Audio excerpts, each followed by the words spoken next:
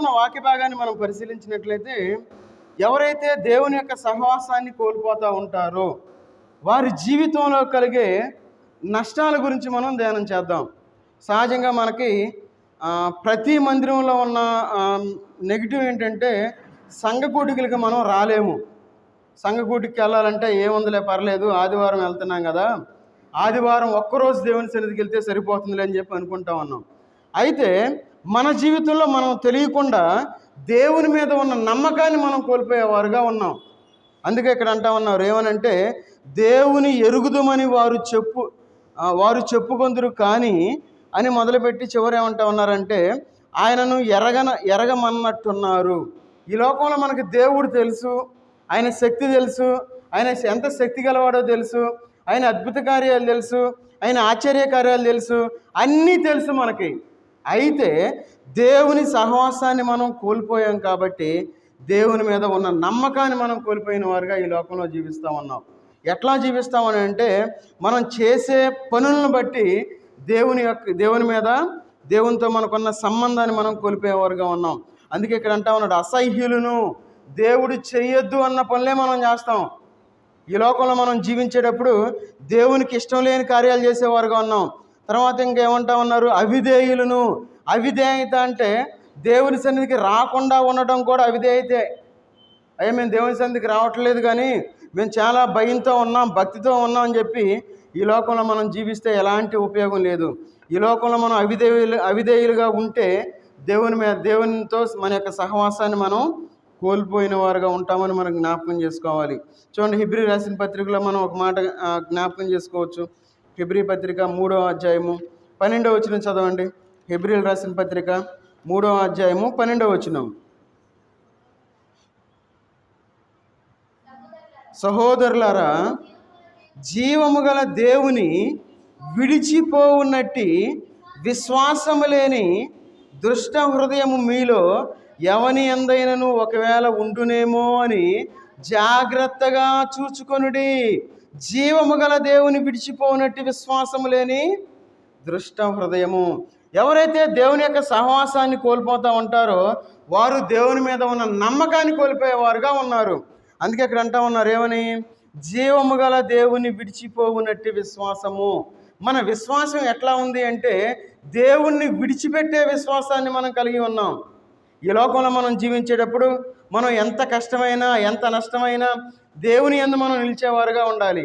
అయితే మనం దేవుణ్ణి చిన్న చిన్న కారణాలు చూపించి మనం దేవుని సన్నిధికి రాలేని వారుగా జీవిస్తూ ఉన్నాం.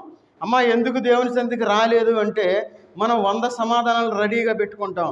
ఏమని పెట్టుకుంటాం, అయ్యా నాకు పని వచ్చింది, నాకు వాళ్ళు వచ్చారు, వీళ్ళు వచ్చారు, అయ్యా నాకు అర్జెంటు పని ఉంది, ఏదో ఒకటి మనం దేవునికే మనం సమాధానం చెప్పేవారుగా ఉంటాం.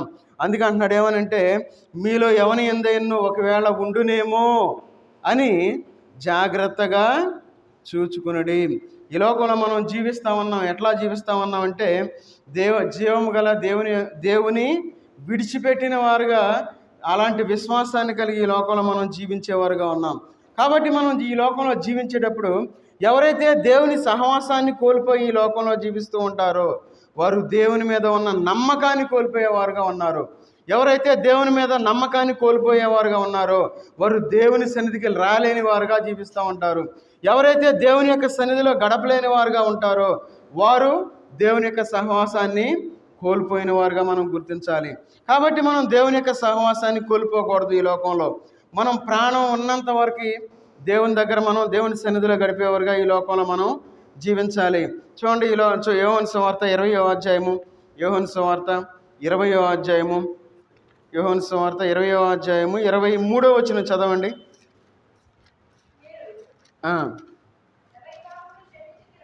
ఎవరి పాపములు క్షమించుదురో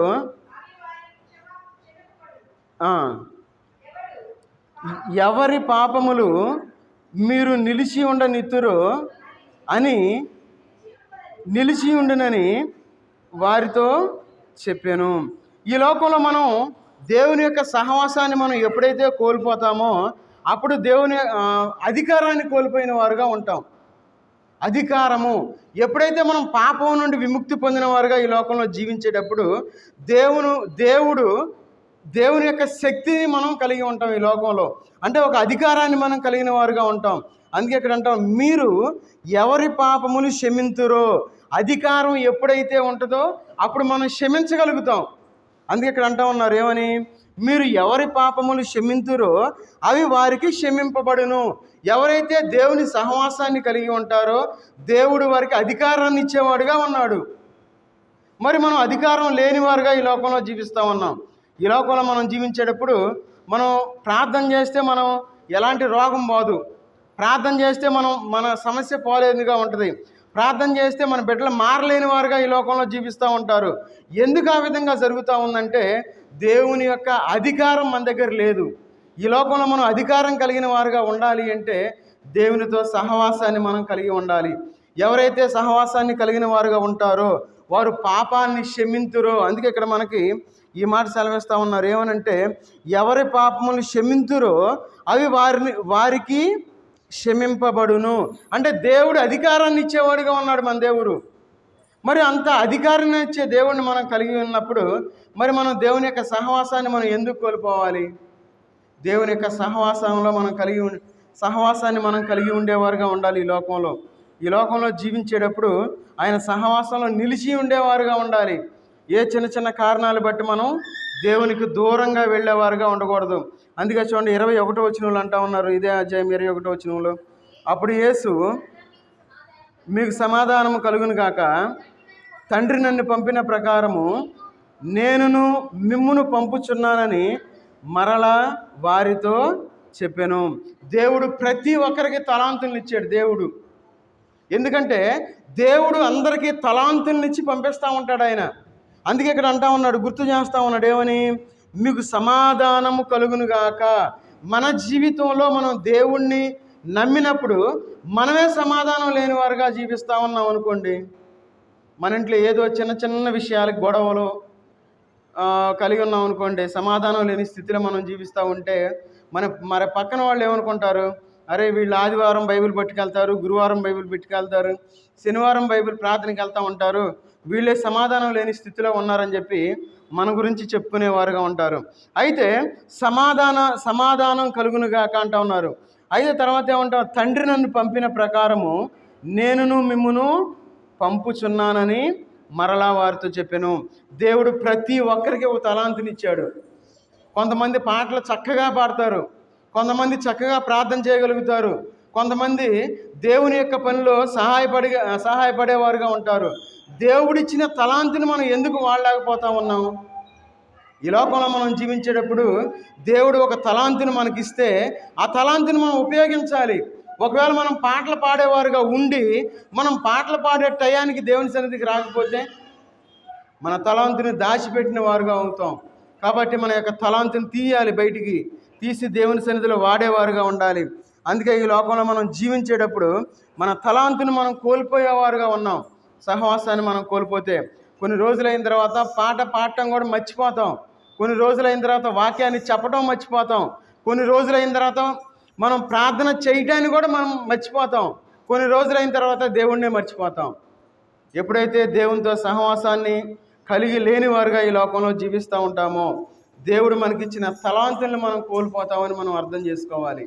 దేవుడు అందరికీ ఒక తలాంతునిచ్చాడు ఆయన. ఆ తలాంతుల్ని మనం జాగ్రత్తగా పట్టుకొని ఈ లోకంలో మనం ఎదిగేవారుగా ఈ లోకంలో మనం జీవించాలి. అందుకే ఈ లోకంలో చాలామంది ఈ లోకంలో సంతోషం ఉండదు, సమాధానం లేని వారుగా ఉంటారు. చాలామంది అయ్యా ఎందుకు తాగుతున్నావంటే అయ్యా నా మనసు బాగాలేదయ్యా అంటారు. నా మనసు బాగాలేదు, సంతోషం లేదు, సమాధానం లేదు, నేను అందుకే త్రాగుతా ఉన్నానని చెప్తారు వాళ్ళు. ఎందుకు? మనం ఒకవేళ ముందు దాగా వాళ్ళడితే ఆ మాట చెప్తారు, నాకు సమాధానం లేదు, సంతోషం లేదంటారు. ఎందుకు ఆ విధంగా జరుగుతూ ఉందంటే వారు దేవునితో సహవాసం లేని వారుగా జీవిస్తూ ఉన్నారు కాబట్టి వారి జీవితంలో ఆ విధంగా జరుగుతుంది. అందుకే చూడండి కీర్తనకారుడు ఒక మాట అంటూ ఉన్నారు. మనం చాలాసార్లు ఆ వాక్యాన్ని మనం చదువుకున్నాం. కీర్తన గ్రంథం 16వ అధ్యాయము 11వ వచనం చదవండి. కీర్తనలో 16:11, జీవ మార్గములు నీవు నాకు తెలియజేసేదవు, నీ సన్నిధిని సంపూర్ణ సంతోషము కలదు, నీ కుడి చేతిలో నిత్యము సుఖములు కలదు. దేవుడు మనకు ఆల్రెడీ రెండు దారులు పెట్టేశాడు. ఏమని? జీవము జీవ మార్గమును నీవు నాకు తెలియజేసేదవు. జీవ మార్గము వ్యతిరేక పదం ఏంటది? మరణ మార్గము. 2. ఎవరైతే దేవునితో సహవాసాన్ని కలిగి ఉంటారో వారు జీవ మార్గంలో ఉన్నారు అని మనం గ్రహించాలి. జీవ మార్గంలో ఉన్నవాళ్ళు దేవునితో సహవాసం కలిగి దేవునితో నడిచేవారుగా ఉంటారు. ఈ లోకంలో జీవించేవారు దేవునితో సంబంధం లేనివారుగా ఉంటారు కాబట్టి వారి జీవితంలో సంతోషం లేనివారుగా ఉంటారు, వారి జీవితంలో సమాధానం లేనివారుగా ఉంటారు. కాబట్టి వారు లోకంలో ఉన్న అన్ని అలవాట్లు చేసుకుంటూ ఉంటారు. వారు ఇష్టపూర్వకంగా తాగకపోయినా వారు తాగకుండా ఉండలేరు. ఎందుకంటే వారి యొక్క మనసు బాధను బట్టి. ఆ మనసు బాధ పోవాలంటే మనం దేవునితో సహవాసాన్ని మనం కలిగి ఉండాలి. అందుకే చూడండి, వాళ్ళు ఎంతగానో బాధపడతారు. ఎందుకంటే తాగినోళ్ళు వాళ్ళ బాధ అంతా చెప్పుకుంటారు. ఏమని? అది జరిగింది, ఇది జరిగిందని చెప్పి తాగినప్పుడే వాళ్ళు కన్నీళ్లు పెట్టుకునేవారుగా ఉంటారు. అందుకే చూడండి, కీర్తనకారుడు ఏమంటా ఉన్నాడు? 126వ కీర్తన 2వ వచనం చదవండి. 126:2. మనము కలగన్ని వారి వలె ఉంటిమి, మన నోటి నిండా నవ్వుండెను, మన నాలుక ఆనందగానములతో నిండి ఉండెను. అప్పుడు యెహోవా వీరి కొరకు గొప్ప కార్యములు చేసినని అన్యజనులతో చెప్పుకొనిరి. ఈ లోకంలో మనం త్రాగి తిరిగి ఏదో కాలక్షేపం మనం చేస్తూ ఉన్నాం అనుకోండి, మన జీవితం అంతే. ఒకవేళ మనకు బాధ వేసిద్ది. ఏమని? పద్దాకేంది వీళ్ళు తాగుబోతుల గురించి చెబుతున్నారు, వాక్యం చెప్పొచ్చు కదా, ఏంది వీళ్ళు గొడవ పడతా ఉన్నారని అనిపించింది మనకి. మనం ఎన్నిసార్లు అనుకున్న ఉపయోగం లేదు. మన కుటుంబంలో మనం సంతోషంగా ఉండాలి అంటే, మన నోట్లో నవ్వు ఉండాలి అంటే మనం ఏం చేయాలి?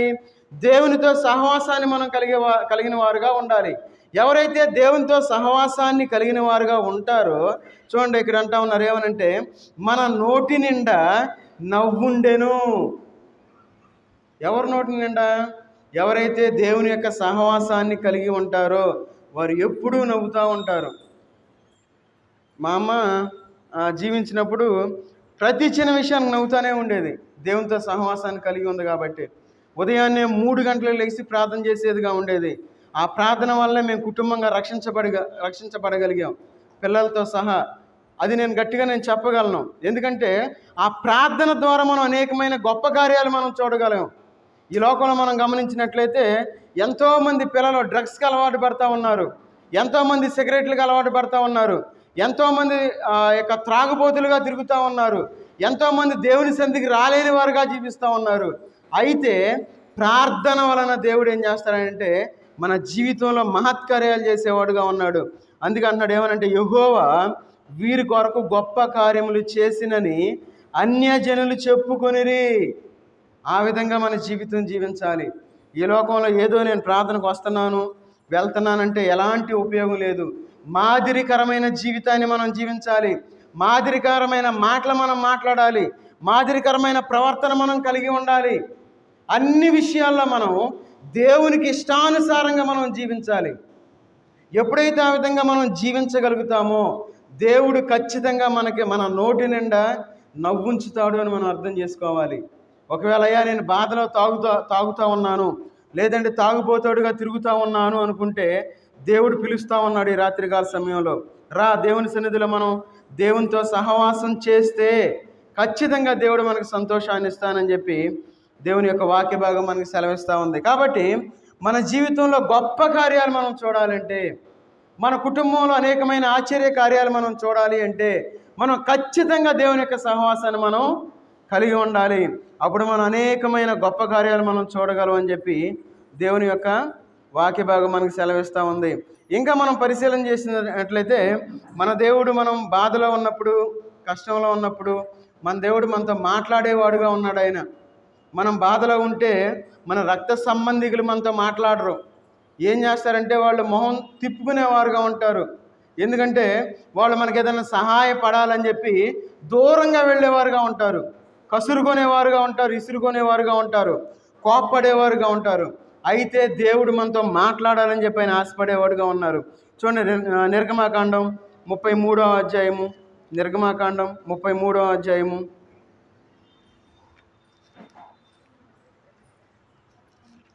11వ వచనం చదవండి. మనుష్యుడు తన స్నేహితునితో మాట్లాడినట్టు యెహోవా మోషేతో ముఖాముఖిగా మాట్లాడెను. చాలు. మనుష్యుడు తన స్నేహితునితో మాట్లాడినట్లు. మనం కష్టంలో ఉన్నప్పుడు ఏం చేస్తామంటే మన స్నేహితులతో, మన ఫ్రెండ్స్తో మనం మాట్లాడాలని ఇష్టపడతాం. మన కష్టాన్ని వాళ్ళతో చెప్పుకుంటాం. మన బంధువులు మన దగ్గర రారు. మన ప్రాణ స్నేహితులు అనుకున్న వాళ్ళు కొంతమంది ఉంటారు. వాళ్ళతో మనం ఏం చేస్తాం? అయ్యా నాకు పలానా కష్టంగా ఉంది, పలానా నాకు బాధగా ఉందని చెప్పి మనం వాళ్ళతో షేర్ చేసుకుంటాం. అయితే మన దేవుడు ఎట్లా ఉన్నాడంటే మనుష్యుడు తన స్నేహితునితో మాట్లాడినట్లు యెహోవా మోషేతో ముఖాముఖిగా మాట్లాడెను. దేవుడు మనతో మాట్లాడేవాడుగా ఉన్నాడు. ఒకవేళ మనం కష్టంలో ఉన్నప్పుడు దేవుడు తన యొక్క వాక్యం ద్వారా మనతో మాట్లాడతాడు. ఒకవేళ మా దేవుడు తన యొక్క స్వరం ద్వారా దేవుడు మనతో మాట్లాడేవాడుగా ఉన్నాడు. 10th క్లాస్ పరీక్షలు మనకి పబ్లిక్ ఎగ్జామ్స్ కదా. నేను చిన్నప్పుడు దేవుని మందిరంలో చదువుకుందామని వచ్చాను. ఏందా పరీక్షలు, నాకు హిందీ అంటే బాగా భయం. అయితే ఆలోచిస్తూ ఉన్నప్పుడు నా భుజం మీద ఎవరో తట్టినట్టు అనిపించింది. వెనక్కి చూస్తే ఊరు లేరు. ఏదోలే నాకు అట్లా అనిపించింది ఏమో అనుకున్నా. అయితే పరీక్షలు రాసాము, అయిపోయింది. సుబ్బయ్య మాస్టర్ గారు వచ్చి ఆ రిజల్ట్ వచ్చిన తర్వాత అక్కడికి వచ్చి రోడ్డు చివరికి వచ్చి చెబుతాం అన్నాడు. ఏమనంటే మీ అబ్బాయి ఫస్ట్ క్లాస్లో పాస్ అయ్యాడని చెప్పాడు. నాకైతే డౌట్గానే ఉంది, నేను ఫస్ట్ క్లాస్లో పాస్ అవడం అంటే. ఎందుకు ఈ మాట చెబుతామన్నానంటే ఈ మధ్య ఆ రికార్డు మొత్తం దొరికింది. ఆ రికార్డులో చూస్తే నాతో ఉన్న వాళ్ళందరూ కంపార్ట్మెంట్లో పాస్ అయ్యారు. ఎవరో ఒకళ్ళు ఒక సబ్జెక్టు 2 సబ్జెక్టులో ఫెయిల్ అయిన వాళ్ళు. అయితే దేవుని దయ వల్ల మొత్తం ఒక ఫస్ట్ క్లాస్లో పాస్ అయ్యాను నేను. అప్పుడు అనుకున్నా దేవుడు ఎట్లా మనకు సహాయపడేవాడుగా ఉంటాడు అనుకున్నా. అప్పుడు నేనేం చేశానంటే మ్యాథ్స్ చెప్పేవాడిని. ఏది తప్పిన వాళ్ళకి మ్యాథ్స్, ఇంగ్లీషే చెప్పి వాళ్ళు తర్వాత పాస్ అయ్యారు. మన జీవితంలో మన దేవుడు ఎట్లా ఉంటాడంటే మనకి స్నేహితుడి వలే ఉంటాడు. మనం అయితే ఏమీ చేయలేని వారం. మన జీవితంలో మనం ఏమీ చేయలేని వారం మనం. అయితే దేవుడు మనతో మాట్లాడేవాడుగా ఉంటాడు. దేవుడు ఏం చేస్తాడంటే మనల్ని తట్టేవాడుగా ఉన్నాడు. ఆయన వాక్యం ద్వారా మనతో మాట్లాడి మనల్ని హెచ్చైన స్థితిలో ఉంచేవాడుగా ఉన్నాడు. అందుకే ఇక్కడ అంటా ఉన్నాడు చూడండి, మనుష్యులు తన స్నేహితునితో మాట్లాడినట్లు యెహోవా మోషేతో ముఖాముఖిగా మాట్లాడెను. దేవుని బైబిల్లో రాసిన ప్రతి అక్షరం అది నిజం. అది చాలామంది ఏం చేస్తారంటే బైబిల్లో ఉన్న తప్పు అనుకుంటారు. కాదు, బైబిల్లో జరిగింది ఉంది, జరగబోతున్నదా ఉంది, జరిగింది, ఇంతకుముందు జరగబోతున్నది, జరిగేది అన్నీ క్లియర్గా రాశారు బైబిల్లో. మనం ఈ లోకంలో జీవించేటప్పుడు మనం దేవుని యొక్క సహవాసాన్ని మనం ఎప్పుడైతే కలిగి ఉంటామో దేవుడు మనతో మాట్లాడేవాడుగా ఉన్నాడు. చూడండి, నిర్గమాకాండం 34వ అధ్యాయము 28, 29 వచనాలు చదవండి. నిర్గమాకాండం 34వ అధ్యాయము 28, 29 వచనాలు. అతడు 40 రేయింబగళ్ళు యెహోవాతో కూడా అక్కడ ఉండెను. అతడు భోజనము చేయలేదు, నీళ్లు త్రాగలేదు. అంతలో ఆయన ఆ నిబంధన వాక్యములను అనగా 10 ఆజ్ఞలను ఆ పలకల మీద వ్రాసెను. చాలు. ఇక్కడ మనం ఈ వాక్యాన్ని మనం పరిశీలించినట్లయితే మనిషి అన్నం తినకుండా నీళ్లు తాగకుండా ఎన్నాళ్ళు బ్రతకగలడు? సహజంగా ఈ లోకంలో మనం అనుకుంటాం ఏమని, అయ్యా సంపాదించాలి, ₹1 సంపాదిస్తేనే ఈ లోకంలో బ్రతికేది, డబ్బు లేకపోతే చాలా తక్కువగా చూస్తారు, డబ్బుంటేనే ఈ లోకంలో బ్రతుకుతాం అనుకుంటారు. అయితే మోషే జీవితంలో 40 రాత్రింబగళ్ళు ఏమీ తినలా, మంచినీళ్ళు తాగలేదు, భోజనం చేయలే. కానీ దేవుడు బ్రతికించాడు ఆయన. ఈ లోకంలో మనం ఒక్క పూట భోజనం లేకపోతే మనం ఎంతగా బాధపడతాం. అయ్యా నేను ఎంతగానో నిన్ను ప్రేమిస్తూ ఉన్నాను, ఎంతగానో ప్రార్థన చేస్తూ ఉన్నాను, నన్ను ఎందుకు ఇట్లా చేయాలని చెప్పి మనం ఆలోచించేవారుగా ఉన్నాం. కానీ దేవుడు మనల్ని జీవింపజేసేవాడుగా ఉన్నాడు. ఇక్కడ మోషే జీవితంలో చూడండి, అక్కడ అతడు భోజనము చేయలేదు, నీళ్లు త్రాగలేదు.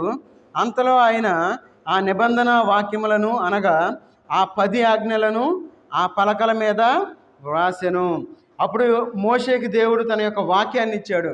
అదేవిధంగా మన జీవితంలో మనకు దేవుడు పరిశుద్ధ గ్రంథాన్ని ఇచ్చాడు. ఎవరైతే పరిశుద్ధ గ్రంథాన్ని చదివేవారుగా ఈ లోకంలో జీవిస్తారో, ఎవరైతే దేవుని యొక్క వాక్యాన్ని ప్రేమించేవారుగా ఉంటారో, ఎవరైతే దేవునితో సహవాసాన్ని కలిగేవారుగా ఉంటారో వారి జీవితాలు ఎట్లా ఉంటాయి అంటే, తర్వాత వచ్చి నేను చదవండి. మోషే సీనాయి కొండ దిగుచుండగా శాసనములు గల ఆ 2 పలకలు మోషే చేతిలో ఉండెను.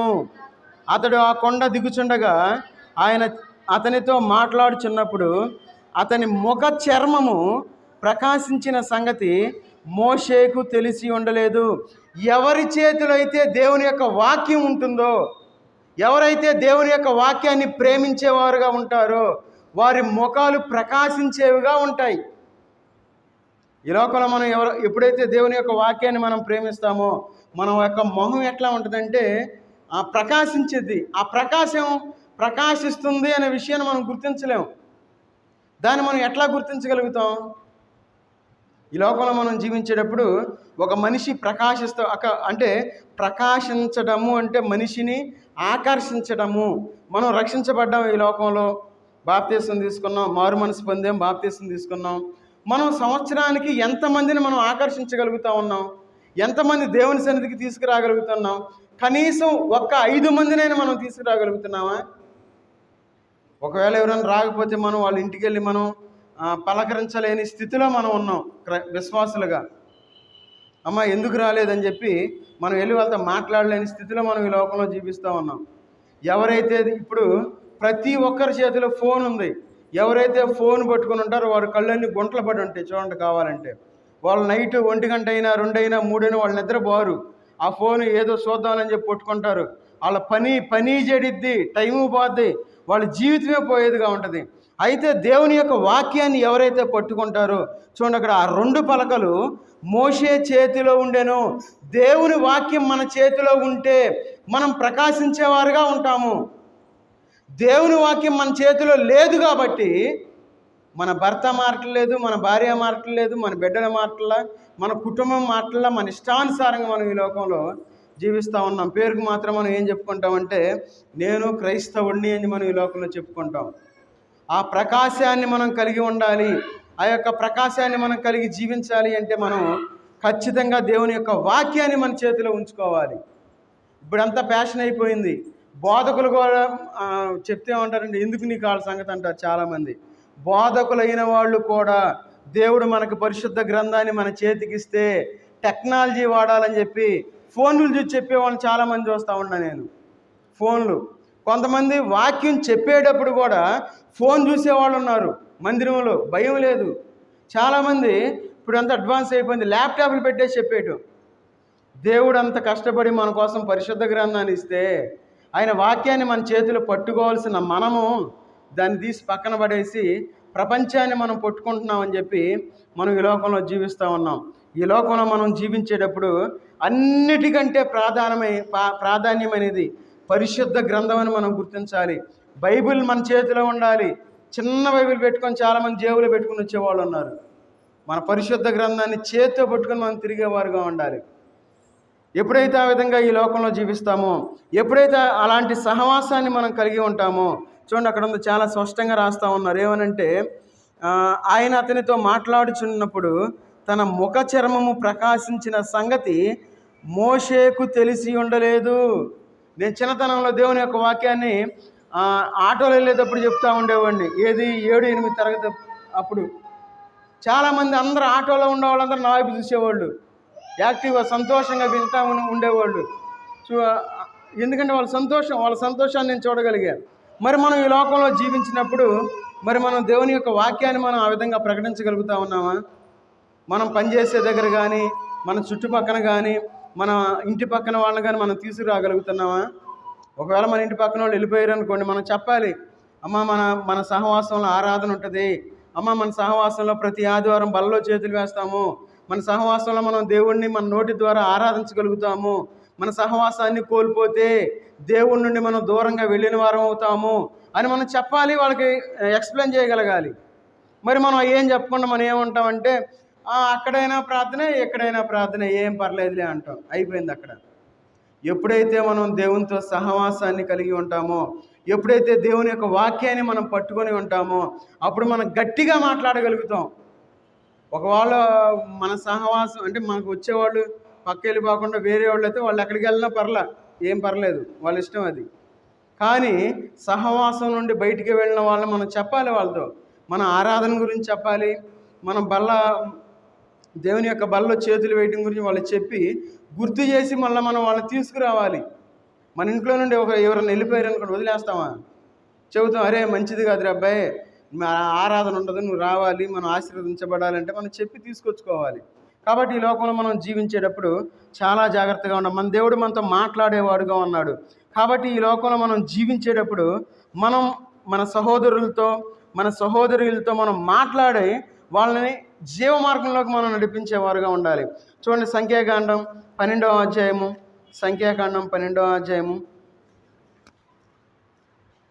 8వ వచనం చదవండి. నేను గూఢ భావములతో కాదు, దర్శనమిచ్చి ముఖాముఖిగా అతనితో మాట్లాడుదును. అతడు యెహోవా స్వరూపమును నిదానించి చూచును. కాబట్టి నా సేవకుడైన మోషేకు విరోధముగా మాట్లాడుటకు మీరేలా భయపడనేలా. చూడండి, ఇక్కడ ఏమంటాం, నేను గూఢ భావములతో కాదు, దర్శనమిచ్చి. దర్శనం అంటే ఏంటి? దర్శనము, దేవుని యొక్క దర్శనాన్ని మనం పొందేవారుగా ఉండాలి. దేవుని యొక్క దర్శనం పొందేవారుగా ఉండాలి. ఈ మాట నేను ఎందుకు చెప్తా ఉన్నానంటే, నాకు చిన్నతనం నుండి దేవుడు ఏదన్నా జరిగేది చూపిస్తూ ఉంటాడు. అయితే నేను ఎప్పుడు కూడా నేను చెప్పను దాన్ని బయటికి. దాన్ని జరగకుండా ఆపడానికి ప్రార్థించడం కానీ ప్రార్థన చేయడం చేస్తాను. నేను దాన్ని మాత్రం బయటికి చెప్పను. నాకు ముందుగా దేవుడు తెలియజేస్తూ ఉంటాడు. అయితే ఈ మధ్యకాలంలో డాబా మీదకి పాము వచ్చినట్టు చూపించాడు దేవుడు. ఇదేందా పాము రావటమో అనుకున్నా. సరే అని చెప్పి ఇప్పుడు నిన్న నైట్ ఉసిరి చెట్టు, మంచి పెద్దది ఉసిరి చెట్టు మీద అది ఒక 5 అడుగులు ఉంటుంది. 5 అడుగుల పాము చక్కగా మేలేసుకొని ఉంది. పైన ఉసిరి చెట్టు చిటారు కొమ్మని ఉంది. అది వీళ్ళు చూసేమన్నారంటే అది పాములాగా ఉందన్నారు. పాము కాదు, కొమ్మ ఉంటుంది, పాము ఎందుకు పైకి ఎక్కిద్ది అన్న. తర్వాత వెళ్ళి చూస్తే పామే. చెట్టు ఇంటి మీదే ఉంది, చెట్టు పైన ఏడో ఉంది. నాకైతే చూడంగానే భయం వేసింది. అమ్మో, పాము పైన ఉంది, పిల్ల తిరుగుతూ ఉంటారు, అందుకే పక్కన సంబంగ చెట్టు తీసేద్దాం అది ఇది అన్న. అయితే తెల్లారినప్పుడు చూసినప్పుడు కూడా అది ఆడే ఉంది. తర్వాత ఏమైందంటే మధ్యాహ్నానికి అది చెట్టు మీద నుండి ఇటు వెళ్ళిపోయింది. నేను ఎందుకు ఈ మాట ఉన్నానంటే, దేవుడు దర్శనాన్ని ఇచ్చేవాడుగా ఉన్నాడు. ఈ మధ్యకాలంలో దేవుడు దర్శనంలో చూపించాడు. మన మందిరంలో జరగబోయే ఒక కీడు, ఆ రోజు మనం 4వ శనివారం ఉపవాస ప్రార్థన ఎమర్జెన్సీకి మనం ఏర్పాటు చేసుకున్నాం. ఆ రోజు నేను అంటే ఒక విషయాన్ని చెప్పాను, అక్కడ ఎవరున్నారో చెప్పకుండా మనం ఉపవాస ప్రార్థన ఏర్పాటు చేసుకున్నాం. దేవుడు ఆ కీడు నుండి మనల్ని విడిపించాడు. ఎప్పుడైతే దేవుడు దర్శనాన్ని ఇచ్చి దేవుడు మనతో మాట్లాడేవాడుగా ఉంటాడు. ఇంకో విషయం ఏంటంటే, వరలక్ష్మికి అమ్మ చనిపోయేటప్పుడు కూడా దేవుడు చూపించాడు ఎట్లా జరిగిద్దని. అంటే దేవుడు మనకి దర్శనం ద్వారా మనకు చూపిస్తూ ఉంటాడు. అయితే దాన్ని మనం గ్రహించగలగాలి. ఎప్పుడు మనం దాన్ని గ్రహించగలుగుతామంటే, దేవునితో సహవాసాన్ని మనం కలిగి ఉన్నప్పుడు మనం దాన్ని గ్రహించగలుగుతాం. దేవునితో సహవాసాన్ని లేకపోతే ఏముందలే అనుకుంటాం. దేవుడు మనల్ని మనతో మాట్లాడాలని చెప్పి ఆయన ఆశపడతా ఉంటాడు. దేవుడు మనతో కమ్యూనికేట్ చేయాలని చెప్పి ఆయన ఇష్టపడతా ఉంటాడు. అయితే మనం ఏం చేస్తామంటే, అయ్యా పర్లేదులయ్యా, నా ఇష్టానుసారంగా ఈ లోకంలో జీవిస్తానని చెప్పి మనకు వచ్చే కీడుల్ని మనం కొని తెచ్చుకునేవారుగా ఉన్నాం. కాబట్టి ఈ లోకంలో మనం జీవించేటప్పుడు ఎందుకు ఈ మాట చెప్తా ఉన్నానంటే, ఆయన దర్శనమిచ్చి ఏం చేస్తూ ఉన్నాడు? ఎవరితో మాట్లాడుతూ ఉన్నాడు? దర్శనమిచ్చి మాట్లాడేవాడుగా ఉన్నాడు. చూడండి, అక్కడ ఆయన దర్శనమిచ్చి ముఖాముఖిగా అతనితో మాట్లాడుదును. చూడండి, మన దేవుడు అప్పుడు ఏ విధంగా అయితే దర్శనం ద్వారా మాట్లాడి ఉన్నాడో అదే విధంగా దేవుడు మనతో కూడా మాట్లాడుతూ ఉన్నాడు. దాన్ని మనం గ్రహించాలి. ఎప్పుడైతే మనం గ్రహించేవారుగా ఉంటామో ఖచ్చితంగా మన జీవితాలు మనం బాగు చేసుకునేవారుగా ఉంటాము, మనం ఆశీర్వదించబడేవారుగా ఉంటాం. తర్వాత చూడండి ఏమన్నాడు, అతడు యెహోవా స్వరూపమును నిదానించి చూచును. దేవుని స్వరూపాన్ని మనం ఎట్లా చూడగలం? ఇప్పుడు మోషే దేవుణ్ణి చూశాడు, అంటే దేవుని స్వరూపాన్ని నిదానించి చూసిన అంటూ ఉన్నారు కదా. అయితే ఈ లోకంలో ఎప్పటి పరిస్థితుల్లో దేవుని రూపాన్ని మనం ఎట్లా చూడగలం? ఏ విధంగా మనం చూడగలం? దేవుని యొక్క వాక్యాన్ని మనం పరిశీలనగా మనం చదువుకోవాలి. ఎప్పుడైతే దేవుని యొక్క వాక్యాన్ని పరిశోధించేవారుగా ఉండాలి, పరిశోధించి ఎప్పుడైతే మనం చదివేవారుగా ఉంటామో అప్పుడు మనం దేవుణ్ణి నిదానించి తెలుసుకునేవారుగా ఉంటాం. అందుకే ఇక్కడ అంటా ఉన్నారు, చూడండి, యెహోవా స్వరూపమును నిదానించి చూసును. కాబట్టి నా సేవకుడైన మోషేకు విరోధముగా మాట్లాడటకు మీరేలా భయపడనేలా. చూడండి, దేవుడు ఒక మనిషి గురించి ఏ విధంగా సాక్ష్యం చెప్తా ఉన్నాడు. ఎందుకంటే మోషే దేవునితో సహవాసం చేసి ఉన్నాడు కాబట్టి, తన యొక్క స్నేహితుడిగా ఉన్నాడు కాబట్టి దేవుడు మోషే గురించి ఈ విధంగా మాట్లాడుతూ ఉన్నాడు. అయితే మన జీవితంలో దేవుడు మన గురించి మాట్లాడగలడా ఆ విధంగా? ఏదన్నా ఒక వాక్యం ద్వారా దేవుడు మనల్ని ఖండిస్తే మనకి ఎంత కోపం వచ్చిద్దో. అయ్యా మొన్నటిదాకా బాగానే ఉన్నాడు, ఏంది ఇక్కడ చెబుతున్నాడు, ఏం లేదు అక్కడ, అంతకుముందు బాగానే అంత జాగ్రత్తగానే అదే వాక్యం మనం జాగ్రత్తగా వింటాం. కానీ మన ఆలోచన ఏ విధంగా ఎట్లా ఉందో చూడండి. ఏమి లేదు, సింపుల్గా చాలా జాగ్రత్తగా ఉండాలి. ఎవరైతే దేవుని యొక్క వాక్యం విషయంలో అభ్యంతర పడేవారుగా ఉంటారో అది వాళ్ళకే తెలుస్తుంది. చాలా జాగ్రత్తగా ఉండాలి ఈ లోకంలో జీవించేటప్పుడు. చూడండి, చివరిగా ద్వితీయోపదేశకాండం 34వ అధ్యాయము 12వ వచనం చదువుకొని మనం ముగించుకుందాం. ద్వితీయోపదేశకాండం 34వ అధ్యాయము 12వ వచనం.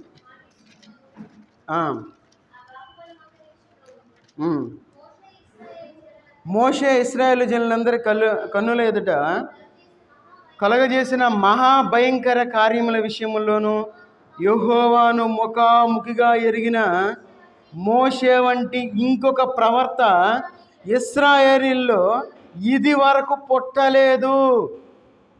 చూడండి, అక్కడ ఏమంటా ఉన్నారు, యెహోవాను ముఖాముఖిగా ఎరిగిన, దేవుని వాక్యాన్ని ఎరిగిన వారుగా ఉన్నామా ఈ లోకంలో? మనం దేవుని యొక్క వాక్యాన్ని ఎరిగిన వారుగా ఈ లోకంలో జీవిస్తున్నామా? ఎవరైతే దేవుని యొక్క వాక్యాన్ని ఎరిగిన వారుగా ఉంటారో వారు ప్రతి వారం దేవుని యొక్క బలలో చేతులు వేసేవారుగా ఉంటారు. ఎవరైతే దేవుని యొక్క వాక్యాన్ని, దేవుని యొక్క సహవాసంలో ఉంటారో వారు దేవుణ్ణి తన యొక్క నోటి ద్వారా ఆరాధించేవారుగా ఉంటారు. వారు ఎప్పుడు కూడా దేవుని యొక్క సహవాసాన్ని విడిచిపెట్టి జీవించేవారుగా ఉండరు. దేవుని యొక్క సహవాసాన్ని మనం కోల్పోయాం కాబట్టి, దేవుని యొక్క వాక్యాన్ని మనం నిదానించి తెలుసుకోకుండా ఈ లోకంలో జీవిస్తూ ఉన్నాం కాబట్టి, మనం వాక్యమే అని చెప్పి మనం పొరపాటు పడేవారుగా ఉన్నాం కాబట్టి ఈ లోకంలో అపవాది తన ఇష్టానుసారంగా తన యొక్క కార్యాలు జరిగిస్తూ ఉంది. ఎక్కడ చేస్తూ ఉందంటే, ఇంతకుముందు అయితే అపవాది లోకంలో ఉండేది, ఇప్పుడు అపవాది ఎక్కడికి వచ్చేసిందంటే మందిరంలోకే వచ్చేసింది. అపవాది మందిరంలో అసలు ఎన్ని రకాలు జరుగుతూ ఉన్నాయో. మందిరంలో డ్యాన్సులు, మళ్ళీ డ్యాన్సులు అంటే బాధ. మందిరాల్లో ఊరేగింపులు, అదంటే బాధ. మందిరాల్లో మళ్ళీ ఏదో అర్థం కాని చెప్పేసి అది భాషలని అపోహపడతా రకరకాలు మనం కల్పించుకుని ఉన్నాం. మళ్ళీ అది కూడా బాధే. ఎందుకు? దేవుని యొక్క వాక్యాన్ని తెలుసుకోలేని వారుగా ఈ లోకంలో ఉన్నాం కాబట్టి. అందుకే ఇక్కడ అంటా ఉన్నారు, యెహోవాను ముఖాముఖిగా ఎరిగిన మోషే వంటి ఇంకొక ప్రవర్త ఇశ్రాయేల్లో ఇది వరకు పుట్టలేదు.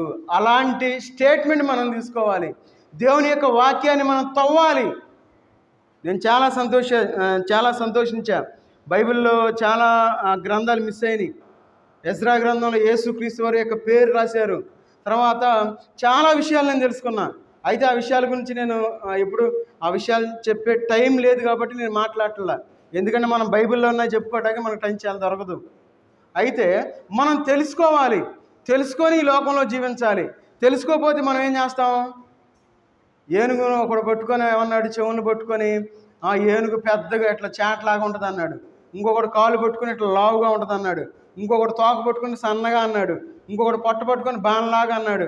మనం కూడా దేవుణ్ణి గ్రహించలేని వారుగా ఈ లోకంలో జీవిస్తా రకరకాలుగా చెప్పుకుంటా ఉన్నాం. నేను కూడా కొన్నిసార్లు విన్నప్పుడు నాకు నవ్వు వచ్చేస్తుంది. వీళ్ళకి తెలియదులే, మనం ఏం చేస్తాం? పరలోక రాజ్యానికి తెలియని వాళ్ళు చాలామంది ఉన్నారు. నరకానికి పాతాళానికి మధ్య తేడా తెలియని వాళ్ళు చాలామంది ఉన్నారు. తండ్రి, కుమార, పరిశుద్ధాత్మ వీటికి గల సంబంధాన్ని తెలియని వాళ్ళు చాలామంది ఉన్నారు. చాలా జాగ్రత్తగా ఉండాలి. మనం దేవుని యొక్క వాక్యాన్ని మనం నిదానించి మనం తెలుసుకునేవారుగా ఉండాలి. అందుకే ఇక్కడ అంటా ఉన్నారు ఏమనంటే, యెహోవాను ముఖాముఖిగా ఎరిగిన మోషే వంటి దేవుని యొక్క వాక్యాన్ని మనం ముఖాముఖిగా మనం తెలుసుకునేవారుగా ఉండాలి. మన జీవితకాలంలో మనం ఫోన్ పక్కన పెట్టేయాలి. ఇంతకుముందు టీవీల దగ్గర కూర్చునేవాళ్ళు, ఇప్పుడు ఎవరు టీవీల దగ్గర కూర్చోట్లా. 10 మంది కూర్చొని 10 మంది 10 ఫోన్లు పట్టుకొని కూర్చుంటున్నారు. ఇంతకుముందు 10 మంది ఉంటే ఏదో ముచ్చట్లు చెప్పుకుంటూ ఉండేవాళ్ళు. ఇప్పుడు ఎక్కడైనా గమనించండి, 10 మంది ఉంటే 10 మంది దగ్గర 10 ఫోన్లు ఉంటే 10 మంది నొక్కుతూనే ఉంటారు. ఎందుకు కూర్చున్నారో వాళ్ళు తెలియదు. అలాంటి జీవితంలో మనం జీవిస్తూ ఉన్నాం. రీసెంట్గా 6వ తరగతి పిల్లలు 3వ తరగతి బాలికని మానభంగం చేసి అమ్మాయిని చంపేశారు. ఏది రీసెంట్గా ఒక 2 వారాల క్రితం ఒక స్కూల్లో జరిగింది అది. ఏది 6వ తరగతి చదివే 3 పిల్లలు 3వ తరగతి ఒక బాలికని బాత్రూంలో మానభంగం చేసి చంపేశారు. వాళ్ళని పోలీసులు ఇంట్రాగేట్ చేసి అడిగారు, అయ్యా మీరు ఎందుకు చేశారని వాళ్ళని అడిగితే వాళ్ళు చెప్పిన భయంకరమైన విషయం ఏంటంటే, మేము యూట్యూబ్లో చూసి ఆ విధంగా చేసామని వాళ్ళు చెప్పారు. ఎక్కడ చూశారు? యూట్యూబ్లో చూసి. ఈ లోకంలో మనం అనుకుంటాం యూట్యూబ్ అనుకుంటాం, ఏం లేదు యూట్యూబ్లో. యూట్యూబ్ పట్టుకుంటాం, షార్ట్లు అంటాం, తిప్పుతూ ఉంటాం, ఏముంది ఆడ ఏముండదు. చూడండి ఎంత భయంకరమైన విషయం. స్కూల్లో కూడా గ్యారంటీ లేదు ఆడపిల్లలకి, కాలేజీలో గ్యారంటీ లేదు, ఏ క్షణం ఏం చేస్తారో తెలియదు. మన బిడ్డల్ని బయటికి పంపించాలంటే భయం. బయట ఏం జరిగిద్దో, మనం ఎంత బాగున్నా ఆ ముందు ఎదురు ఉండేవాళ్ళు ఏం చేస్తారో మనకు తెలియదు. చాలా జాగ్రత్తగా ఉండాలి ఆడపిల్లల విషయంలో. కాబట్టి ఎవరైనా చిన్న బిడ్డలు ఎవరైనా ఫోన్ పట్టుకుంటే కర్ర తీసుకొని బాధి పడేసేయండి. మన బిడ్డలు ఒకవేళ ఆ విధంగా తయారైతే దానికి కారణం మనమే అవుతాం. ఆ విషయం తెలుసుకోవాలనే ఉద్దేశంతో నేను ఆ మాట చెప్పాను. నేను జరిగిన విషయం కాబట్టి నేను చెప్పాను. చాలా జాగ్రత్తగా ఉండాలి. వాళ్ళు పెళ్ళయిన దాకా ఫోన్ మాత్రం వాళ్ళకి ఇవ్వద్దు. అది యూట్యూబ్ చూస్తామన్నా వాళ్ళ చేతికి ఇవ్వద్దు. వాళ్ళ మనసు ఏ విధంగా మారిద్దో ఎవ్వరికీ తెలియదు. కాబట్టి మనం దేవునితో సహవాసం చేసేవారుగా ఉండాలి. దేవునికి ప్రార్థన నేర్పించేవారుగా ఉండాలి మన బిడ్డలకి. ఫోన్ లేనప్పుడు మా బిడ్డ ఆ 2 బిడ్డల్ని పైన పడుకుని వాళ్ళు ప్రశ్నలు అడిగేవాళ్ళు. 7-8 తరగతులు చదివేటప్పుడు ఏమని, ఆ నక్షత్రాలు ఎట్టొచ్చినాయి, మనిషి ఎట్ట పుట్టాడు, బాప్తిసం అంటే ఏంది, ఈ ప్రశ్నలన్నీ అడిగేవాళ్ళు. ఆ ప్రశ్నలన్నిటికీ నేను సమాధానం చెప్పిన తర్వాత మాకు బాప్తిసం కావాలన్నారు. చూడండి, మన జీవితంలో మన బిడ్డలు మారాలంటే ఫోన్ ఇచ్చేసి వదిలేస్తే సరిపోయేది అనుకుంటున్నాం. చిన్న బిడ్డలకి ఫోన్ ఇచ్చి వదిలేస్తున్నాం. చాలా జాగ్రత్తగా ఉండాలి ఈ లోకంలో మనం జీవించేది. కాబట్టి మనందరం తల్ల వంచి మనం ప్రార్థన చేసుకొని ముగించుకుందాం. అందరూ తల్ల వంచుదాం. దేవుని యొక్క సహవాసాన్ని మనం కోల్పోతే ఈ లోకంలో దేవుని మీద ఉన్న నమ్మకాన్ని మనం కోల్పోయేవారుగా ఉన్నాం. దేవుడు మనకిచ్చిన అధికారాన్ని మనం కోల్పోయేవారుగా ఉన్నాం. దేవుడు మనకిచ్చిన తలాంతులను మనం కోల్పోయేవారుగా ఉన్నాం. దేవుడు మనకిచ్చిన సంతోషాన్ని మనం కోల్పోయేవారుగా ఉన్నాం. దేవుడు ఆయన మనతో ముఖాముఖిగా మాట్లాడే అనుభవాన్ని మనం కోల్పోయేవారుగా ఉన్నాం. కాబట్టి ఈ యొక్క రాత్రికాల సమయంలో మనందరం ఆయన యొక్క సహవాసం యొక్క శక్తిని మనం తెలుసుకొని మనం ముందుకు సాగిపోదాం. ఈరోజు బర్త్డే పాస్ చేస్తా.